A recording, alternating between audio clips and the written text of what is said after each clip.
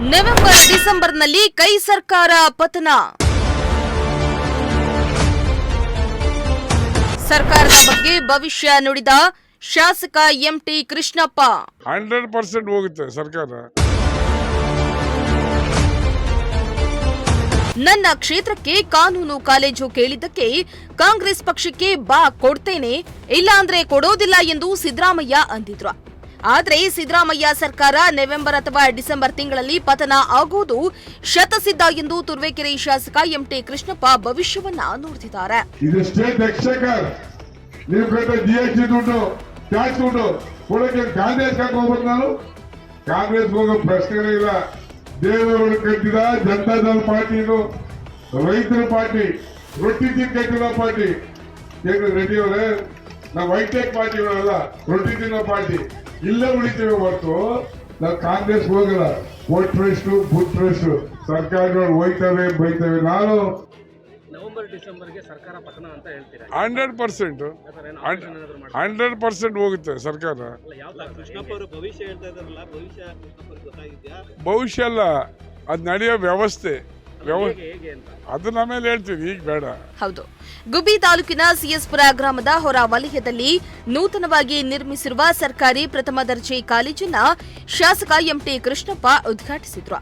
ಈ ವೇಳೆ ಮಾತನಾಡಿದ ಅವರು, ನಿಖಿಲ್ ಕುಮಾರಸ್ವಾಮಿ ಅವರ ಬಗೆಗಿನ ಅಸಡ್ಡೆ ಮಾತುಗಳು ಕಿವಿಗೆ ಬಿದ್ದಿವೆ. ದೇವೇಗೌಡರು ಕಟ್ಟಿ ಬೆಳೆಸಿದ ಪಕ್ಷ ನಮ್ಮ ಜೆಡಿಎಸ್ ಪಕ್ಷ. ಇದು ಬೇಸಿಗೆಯಲ್ಲಿ ಒಣಗಿ ಮಳೆಗಾಲದಲ್ಲಿ ಚಿಗುರುತ್ತಾ ಇದೆ. ಅದನ್ನ ಸಹಿಸದ ಕೆಲವರು ನಿಖಿಲ್ ವಿರುದ್ಧ ಅಪಪ್ರಚಾರ ಮಾಡ್ತಿದ್ದಾರೆ ಎಂದು ಕಿಡಿಕಾರಿದ್ದಾರೆ.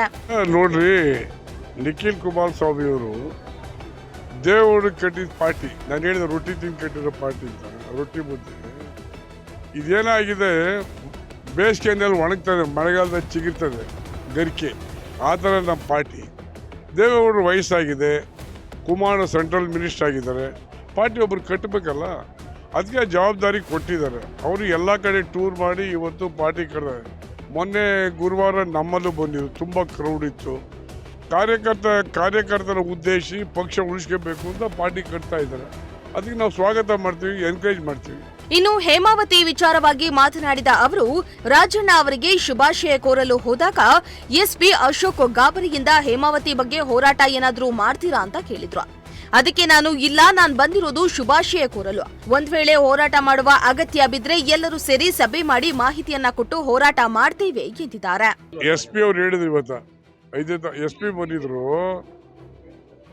ನಾನು ಬಂದು ಅವ್ರಿಗೆ ಭಯ ಆಗಿತ್ತು, ಏನೋ ಗಲಾಟೆ ಮಾಡಕ್ ಬಂದವರು ಅಂತ. ನಾನು ಹೇಳಿದೆ, ಇದು ಪ್ರೈವೇಟ್ದು, ನಾವಂತ ಕೀಳ್ಮಟ್ಟದ ರಾಜಕಾರಣ ಮಾಡೋಕ್ಕಲ್ಲ. ನಾವು ಮಾಡೋದಾದ್ರೆ ಪ್ರೆಸ್ ಸ್ಟೇಟ್ಮೆಂಟ್ ಕೊಟ್ಟು ಜನ ಸೇರಿಸಿ ಮಾಡ್ತೀವಿ, ನಾವು ಮಾಡೋದಿಲ್ಲ. ನಾನು ಬಂದಿರೋದು ರಾಜಣ್ಣಗೆ ವಿಶ್ ಮಾಡಿ ನಾನು ಸಿಎಸ್ಪುರ್ಗೆ ಹೋಗ್ಬೇಕಾಗಿದೆ, ಹೋಗ್ತಾ ಇದ್ದೀನಿ.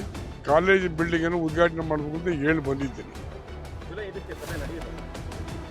ನನಗೇನು ಗೊತ್ತಪ್ಪ, ಕರೆದ್ರೆ ಹೋಗ್ತೀನಿ, ಹೋಗಿ ಮಾತಾಡ್ತೀವಿ, ನಮ್ಮ ಜಿಲ್ಲೆ ಪರ ವಾದ ಮಾಡ್ತೀನಿ ನಾನು. ಇನ್ನು ಸರ್ಕಾರಿ ಕಾಲೇಜು ಉದ್ಘಾಟನೆಗೆ ಬಂದ ಕೃಷ್ಣಪ್ಪಗೆ ಗ್ರಾಮಸ್ಥರು ಹೂವಿನ ಹಾರ ಹಾಕಿ ಪಟಾಕಿ ಸಿಡಿಸಿ ಸ್ವಾಗತಿಸಿದ್ರು.